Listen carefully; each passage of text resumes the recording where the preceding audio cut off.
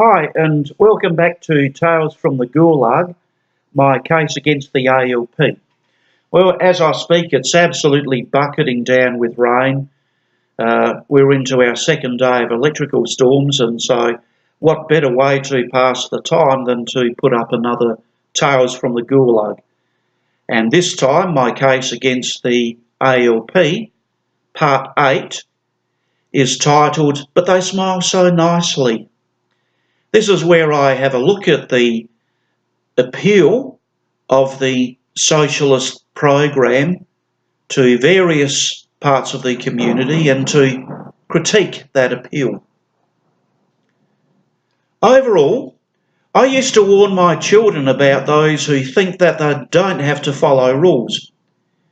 These are the sorts of people who will be sweet to you while it suits, while you are used to them. But then the time comes when they will turn on you and stab you in the back. Likewise, these are the people who will smile sweetly at you until you cross them, and then they are not so nice. They are not to be trusted. I used to say that not everybody who smiles at you is necessarily your friend. But they're so nice. You know, Hitler could be nice too. He was often filmed receiving flowers from children, shaking hands with the adoring young Fräulein. There are extant home movies shot by his mistress, Eva Braun, of Hitler playing with the Goebbels children. There is famous footage of Hitler in his final days, shaking hands and decorating the 12 and 13-year-old soldiers from the Hitler Youth and patting the one boy on the cheek and thanking him so warmly for his services. Yes, indeed, Hitler could be so nice until you crossed him. Well, Labor's policy platform is full of nice stuff. It sounds lovely, but once you read between the lines and look at the impact of their policies in real life overseas, you find that they are not so nice.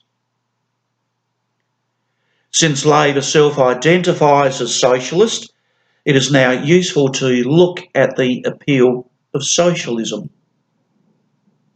Who does socialism appeal to, and why? There are Christians who are attracted because they think socialism is all about sharing, and hey, Jesus taught us to share and be a blessing to others, didn't he? But the actual fact is that socialism is nothing less than the politics of envy. Its idea of sharing is actually being generous with other people's money. By contrast, Jesus taught us to be thankful for whatever we have and to use what we have for our personal benefit and to use it to be a blessing to others. Certainly, Jesus taught us to be generous with what we have, but taking other people's stuff and pocketing it for ourselves is not exactly what Jesus had in mind.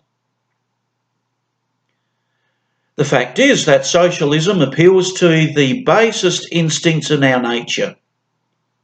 It appeals to those who have a sense of entitlement. These people find it easier to think that the system is rigged against them and that others are responsible for their failure. Granted, there are many who do find themselves in disadvantaged circumstances beyond their control. There are many who have been born into poverty, but in a free society, there is also the ability to move up the ladder based on merit, so that you are able to improve your situation at least to some extent. The other side of the coin is that it's now possible to blow your wealth through simple stupidity. Look at the common story of those who won a fortune in the lotteries but have ended up no better off Ben Shapiro loves to quote research by the Brookings Institute that show that poverty is concentrated in areas where the following occur: failure to graduate from school, children born out of wedlock, and the unemployed. So, to avoid poverty, you need to do three things: finish high school, get a job, and don't have children out of wedlock. I agree. Socialism also appeals to the top 10%. Go back in history and pick any socialist leader, and overwhelmingly the odds are that he grew up in a position of relative privilege. Marx was a son of a lawyer and grew up in a middle-class family. Lenin was also of the middle class. Mao's father was originally an impoverished peasant who became one of the wealthiest people in Shaoxing. So Mao also grew up in comparative privilege. Hitler's father was a civil servant. It's a common theme. And among the modern crop of socialist world leaders, the story is much the same. Justin Trudeau's father was a socialist politician who was a lawyer before he went into politics. Pretty privileged. Bill Shorten's mother, leader of the Australian Labor Party at the moment, was an academic and a lawyer, and his father was an engineer. Again, comparative privilege. And within the Australian union movement that so strongly backs and is tied to the Australian Labor Party, very few, if any, of the union leaders have actually held down a job on the factory floor, but they are also lawyers who have gone into the union movement and are simply using their trade union position as a way of getting into the upper rungs of the Labor Party. They are career politicians who are actually privileged. So it is very rare to find a leader of the socialist movement anywhere who is a genuine poor working class sort. And yet they all end up incredibly wealthy. Hitler, again, liked to portray himself as a poor, humble man, but in fact he died incredibly wealthy, thanks largely to his sale of Mein Kampf. And remember that once the Nazis gained power, it was not cool not to have a copy of Mein Kampf on your shelf so it can be seen. He achieved wealth through tax evasion and simply living off the public purse. Kim Jong-un, leader of North Korea, would have to be North Korea's only fat guy, as would be the democratic socialist leader of Venezuela, Nicolas Maduro. Hugo Chavez also died very wealthy and left a fortune to his daughter.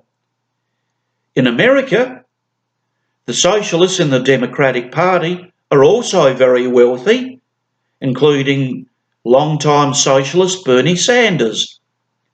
Sanders is a great case in point because he once lived in a hippie commune but was kicked out because he didn't want to work.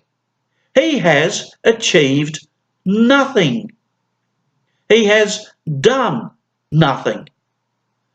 But is actually a wealthy guy who apparently pays less tax than does Donald Trump, while preaching about how the top 10% are not paying their fair share in taxes, of which he is a member. The Hollywood crowd also loves socialism and are great advocates for its various causes, and the same is true for various Australian homegrown celebrities in the media and entertainment industry. All are incredibly wealthy And we can get a laugh at the recently emerged scandal of many of these people, the Hollywood people that is, bribing their children's way into the top universities while preaching the evils of white privilege and how unfair is the current system. Even CNN, no friend of the capitalist right, has had to buy into this scandal. It certainly seems that being a champion for the poor is a lucrative racket if you can get the gig. It is obvious that the trade unions love it, and these are firmly in bed with the ALP. But here is one surprise. The big corporations are also nicely in bed with them. Why, we might ask?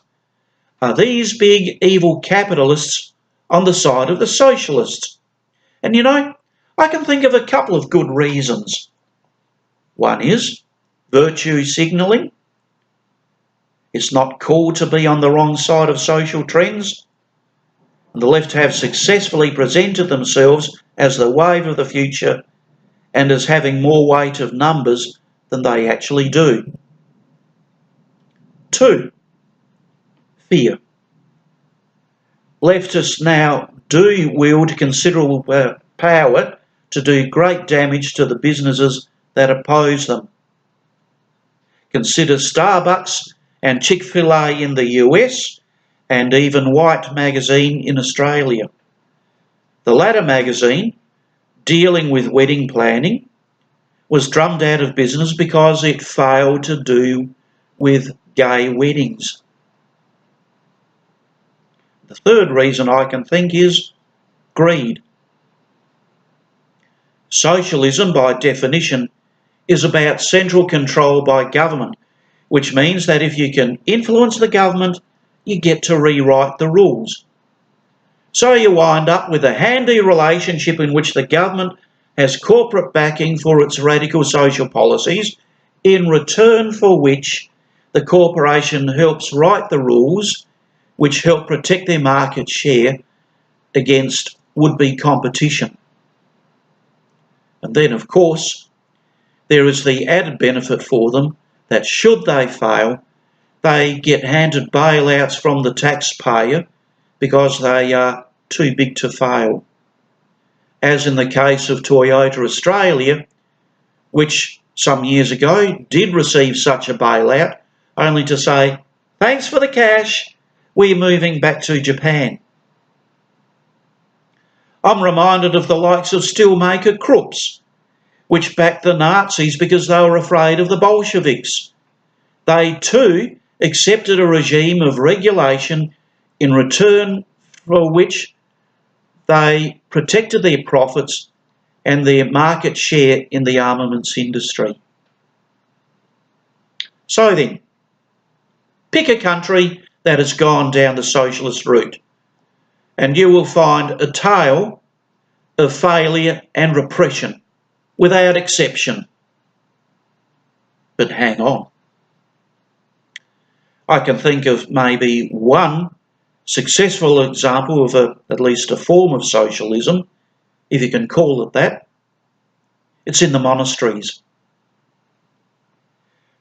For about 1500 years, Western monasticism has been largely based on the model provided by Benedict of Nursia.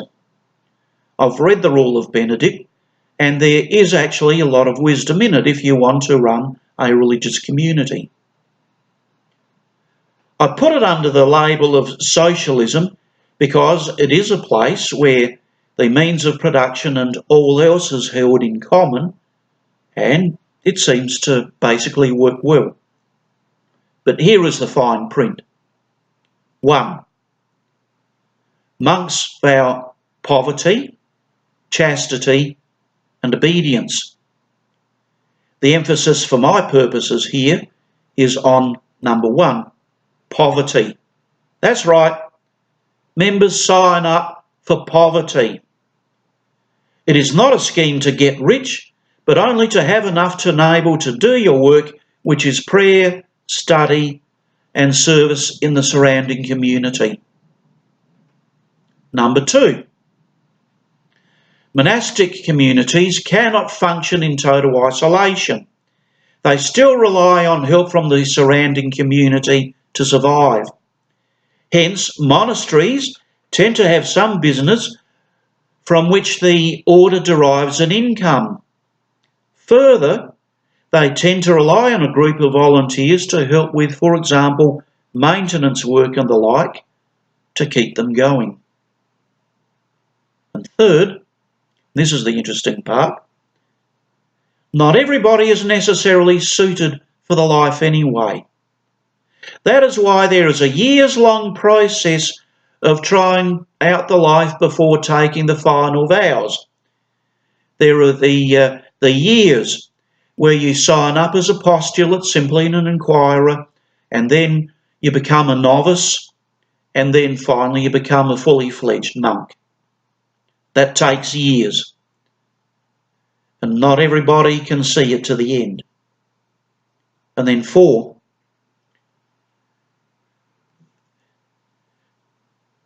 the system works at all because of the focus on Christ, which all socialists reject.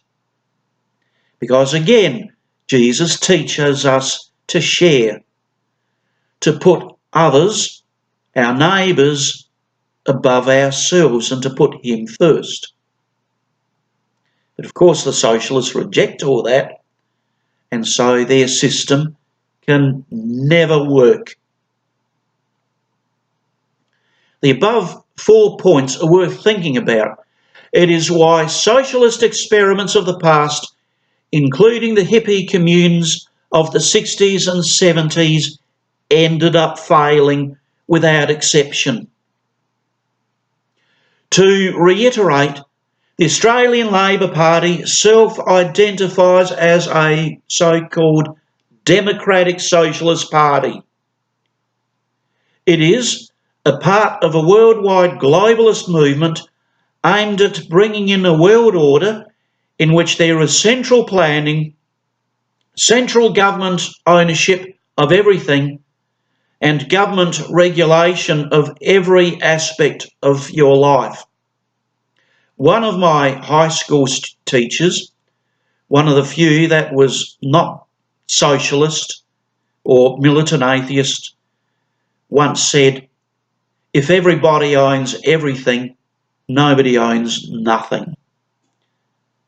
And that saying has stuck with me ever since. Such systems, wherever they have been tried, have universally ended up in misery and failure for all but the 1% that actually run the show. I have not touched on those issues in Labor's policy platform that will impact the economy of our country. Getting rid of franking credits, getting rid of negative gearing are only a couple of policies that will certainly harm the incentive to invest in the economy, which will then enrich all of us. This will not only hurt the millionaires, but all of us who, for example, hold a superannuation policy so that we have something to retire with, which is, in fact, all Australian workers. But you know what? To me, while it's important, the economic harm of Labor's policy is secondary. Bad, harmful legislation can be repealed, and the economy can probably recover in time. No, the real harm under Labor's proposals is to the very fabric of our society, which will take generations to undo and provide untold misery in the meantime. Indeed, they do come with a nice smile, but so did Hitler. Give these bastards enough power and you'll find that it's not so easy to tell them to get off, as the people of Venezuela, Zimbabwe, China, Cuba, North Korea, and so many other places have found out